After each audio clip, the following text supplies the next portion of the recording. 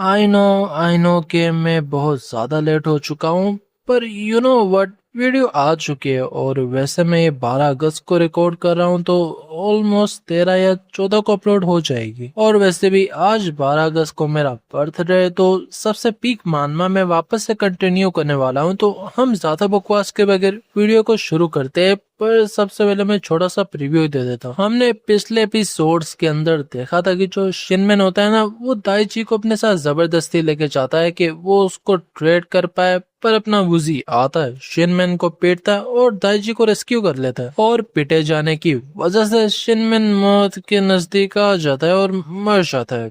पर वहीं पर वूजी एंजॉय कर रहा होता है इसकी वाइफ के साथ। और शिनमैन के फ्यूनरल पर उसकी एक वाइफ सबके अगेंस्ट हो जाती है, उसी पे इल्जाम लगाने लगती है। पर फिर वो उसी को चैलेंज करती है कि अगर तुमने मुझे कुकिंग में हरा दिया तब मैं तुम्हारी स्लेव बन जाऊंगी, अगर नहीं तो तुम मुझे जाने दोगे। वोजी भी एक्सेप्ट कर लेता है और इनका चैलेंज स्टार्ट होता है। पर इसके पास यहाँ पे काफी सारे प्रीमियम इंग्रेडिएंट्स होते हैं, जिसकी वजह से ये खुश होती है कि मैं इजीली बना लूंगी। पर जब ये वूजी को देखती है तो वो बस फंका मार रहा होता है और ये देख के ये परेशान हो जाती है कि ये बंदा कर क्या रहा है, ना ही कोई इंग्रेडिएंट्स, इवन इसने यहाँ पे वाटर तक नहीं डाला, ये बनाना क्या चाह रहा है। और वूजी, तुम हारने तो वाले हो, पर यह मत सोचना कि मैं तुम्हारे साथ ग्रेटफुल रहूंगी ये सारी हरकतें करने के बाद। पर वूजी कहता है कि मुझे लगता है कि तुम्हारी स्किल्स तुम्हारे काम नहीं आ रही, और काफी अजीब है कि तुम्हें इस तक का नहीं पता। पर अगर तुम मेरे साथ आ गई तो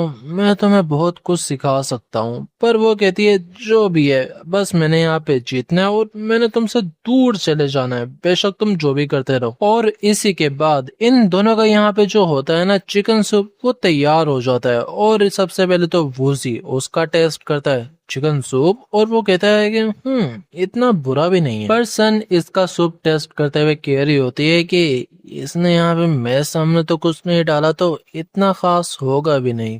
पर एक मिनट, इसके अंदर पानी आया कहाँ से? वूजी कहता है कि इसे कहा जाता है स्ट्रीम रोस्टेड चिकन, और इसमें मैंने बस थोड़ा सा नमक डाला था और इसे कुक करने के लिए रख दिया था। उसके बाद जो मॉइस्चराइज था वो पूरा सर्कुलेट होता रहा स्टीम के अंदर, इसी वजह से इसका इतनी आसानी से सूप बन गया। वो कहती है नमक इतना खास होगा भी नहीं इसका टेस्ट। पर जैसे ही वो टेस्ट करती है तो इसे और गजम आ जाता है और ये उन्हीं सब की तरह एक इमेजिनरी दुनिया में चली जाती है। और फिर वूजी इसे ऊंचाइयों से जमीन तक लेके जाता है, खेतों की सैर कराता है, दुनिया दिखाता है। पर वह भी वहाँ पे एक फिनिक्स आ जाता है, जो देख के वूजी बताता है कि वो जो तुमने चिकन खाया था ना, वो इसी की ब्लड लाइन से था। वो कहती है हाँ, मैंने फिनिक्स का डिसेंडेंट खा लिया, तो इसका मतलब कि मैं अब वेकन भी हो जाऊंगी। और ये सच में वेकन हो जाती है।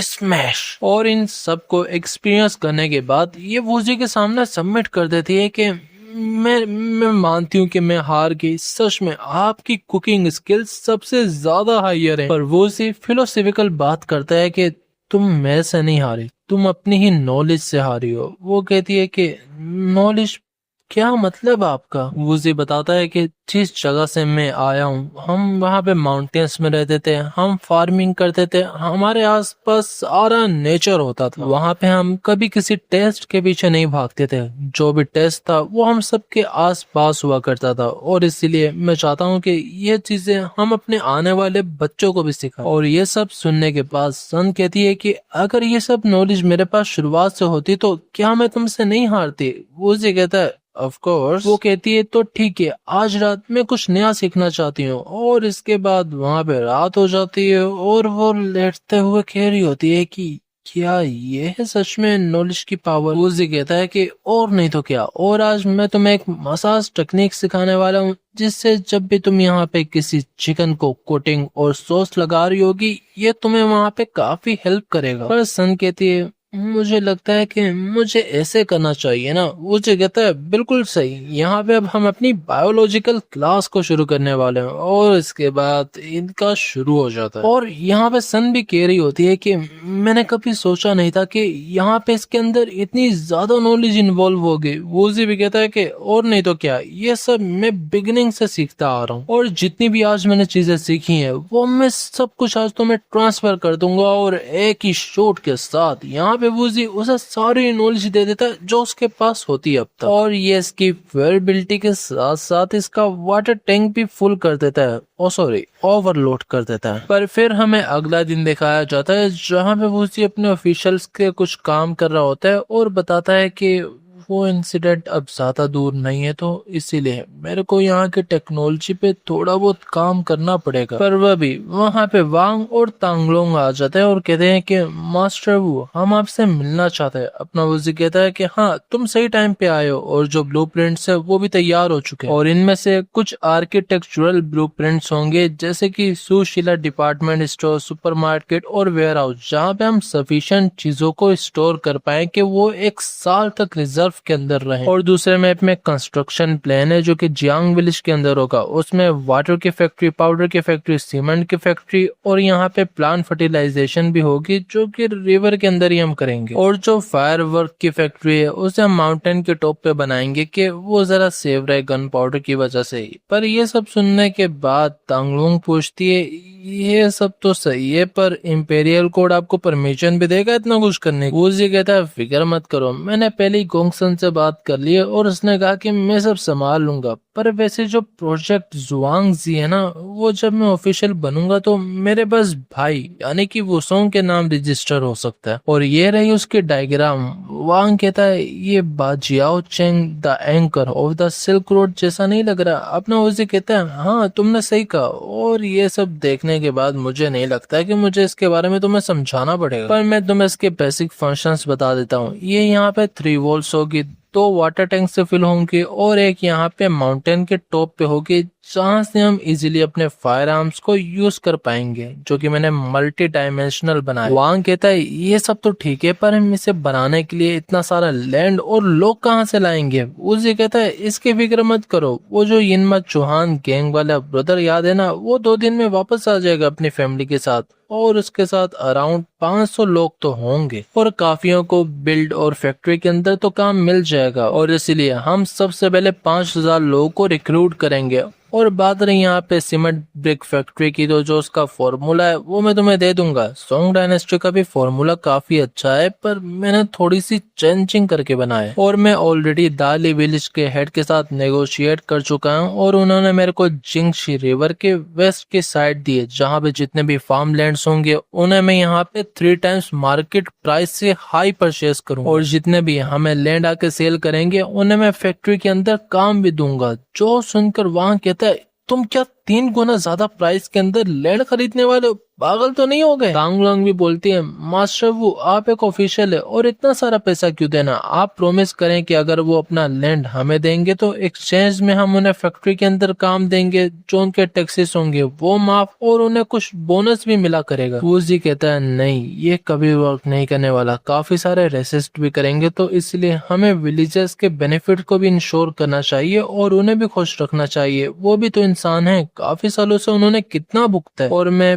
पैसों से कोई लैंड बाय नहीं कर रहा, मैं बाय कर रहा हूँ उनका यकीन, उनका एतबार कि वो मुझ पर यकीन करें, मेरे को सपोर्ट करें और मेरे को अपना टाइम दें, और इन सब चीजों के सामने ये पैसा कुछ भी नहीं। फिर तांगलोंग थोड़ा ज्यादा ही नजदीक चली जाती है कि मास्टर वो आपके दिमाग में बहुत कुछ चलता रहता है। हाँ आप कोई ओल्ड पर्सन नहीं है पर आपकी नॉलेज और विजन ऑर्डिनरी लोगों से काफी ज्यादा, जो देखकर वांग कहता है ओ मुझे ना एक काम याद आ गया, मैं वो करके आता हूँ, आप लोग कंटिन्यू करो, और वो वहां से निकल जाते हैं। और उसके जाते सार तांगलोंग कहती है तो अब जब हम दोनों ही यहाँ पे अकेले हैं तो जो कल फिनिश नहीं किया था आज उसे शुरू करें? वो उसे कहते हैं हाँ क्यों नहीं, मैंने चश्मे को डिफरेंट ग्लासेस से बनाया है, तो तुम अपने डैड को दिखा देना कि कौन सा उन पे सही सूट करेगा। और वो जाके चेक करने लगता है पर तांगलोंग खुश नहीं होती और उसका कुछ और ही करने का दिल कर रहा होता है, नोटी नोटी। और वो उसके पास जाकर बैठती है कि आप ढूंढे मैं कुछ और ढूंढना चाहती हूँ, और सीधा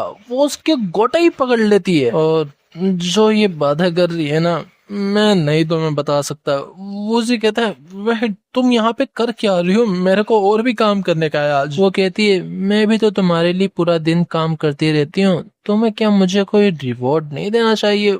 वो उसी कहता है किस तरह का रिवॉर्ड? तुम्हें चाहिए क्या मेरे से? वो बोलती है फिक्र मत करो, मैं बस तुम्हारी थोड़ी सी एनर्जी ड्रेन करूंगी और तुम्हें रिलैक्स कर दूंगी। मुझे बताया कि तुम्हारे पास यहाँ पे काफी कंसीक्वेंस और वाइफ है, पर मुझे भी तो तुमने मौका देना है ना, मुझे भी तो अपनी फ्यूचर वाइफ बनाना है। वो उसी कहता है कि हाँ समझ गया, उनको तुम छोड़ तो दो, पर वो नहीं छोड़ती और इनका यहाँ पे शुरू हो जाता है। पर फिर हमें विलेज दिखाया जाता है जहाँ पे सारे विलेजर्स अगेंस्ट होते हैं कि बेशक हमें वूजी ने बचाया है, पर हम उसे अपना लैंड कैसे बेच दें? हम खाएंगे क्या, हम पिएंगे क्या उसके बाद? और बेशक जो भी हो जाए हम अपना लैंड कभी नहीं बेचने वाले। पर हेड कहता है कि अरे मेरी बात तो सुनो, मैंने भी अपना लैंड ऑलरेडी बेच दिया और ये देखो उन्होंने मुझे यहाँ पे पेपर भी दिए एक ऑफिशियल स्टाम्प के साथ। और मैं तुम्हें एक चीज बताना चाहता हूँ। पर वो कहते हैं कि ग्रैंडपा यहाँ पे आप क्या करें, जल्दी बताएं, फालतू का सस्पेंस ना बनाएं। हेड बताता है कि यहाँ पे मास्टर वूजी तुम सबसे 3 गुना प्राइस के अंदर तुम्हारा लैंड खरीदेंगे। जो सुन के ये सब शौक हो जाते हैं कि क्या? और उनमें से एक बंदा आगे आता है कि आपने कहा कि 3 गुना ज्यादा, मेरे पास यहाँ पे 10 एकड़ का लैंड पड़ा हुआ है, तो मेरे को यहाँ पे 100 स्ट्रिंग्स तो मिल जाएंगे ना, क्योंकि मेरे एंसेस्टर बेशक उसमें पूरी जिंदगी हकते रहते हैं, मुझे इतना पैसा कभी नहीं मिलने वाला था। और सारे लोग यहाँ पे तैयार हो जाते हैं बेचने के लिए। ग्रैंडपा बताता है कि यहाँ पे आज रात होने से पहले जो भी अपना लैंड बेच के आएगा, मास्टर वूजी उसे 10 एक्स्ट्रा स्ट्रिंग्स देंगे कि वो अपना मूविंग एक्सपेंस भी कवर कर पाए। जो सुन के ये सब खुश हो जाते हैं कि मास्टर वूजी आप कितने जनरस हैं, कहाँ हैं आपके वो सुनहरे गोटे, हम अपने हाथों में लेना चाहते हैं। और इसी के बाद जो हमारा चैप्टर होता है वो फाइनली यहाँ पे खत्म हो जाता है। आई होप कि तुम्हें वीडियो पसंद आई होगी, और अगर नहीं आई तो इसमें मेरा ही फॉल्ट है। आई नो मैं इतने दिनों बाद वीडियो जो डाल रहा हूँ, पर फिर भी मैं ट्राई करूंगा नेक्स्ट वीडियो जल्दी लाने की। तो तब तक के लिए bye bye and peace out. तुम सब अपना ख्याल रखना। आई डोंट नो कि वीडियो कब आई होगी, सॉरी।